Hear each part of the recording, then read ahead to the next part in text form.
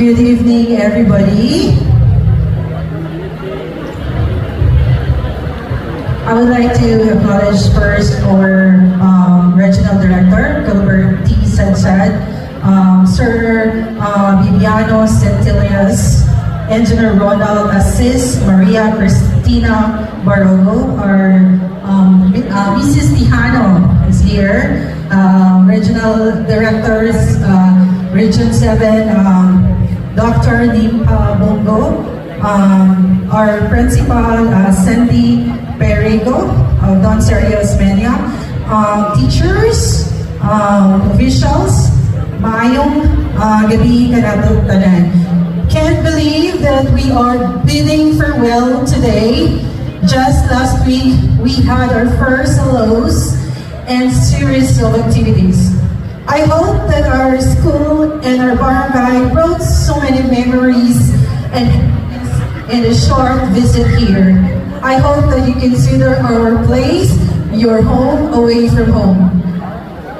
Hope our ties and friendship remains, and hopefully please come back to Cebu in the near future. Hope you had the best moments of your short stay here, and please keep our place in your heart and spread that Cebu is one of the beautiful cities in our country. For sure, your stay is a testament to your families and friends back home that we indeed is the Queen City of the South. To the DepEd officials, principals, teachers, and technical team who helped beautify our school, your hard work as well as being creative and team-driven is greatly appreciated.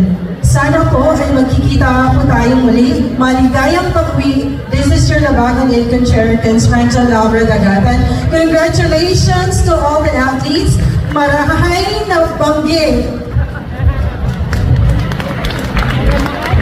Ano po yung marahay na banggi sa Indogabos? Thank you so much, Honorable Rancho Dagatan.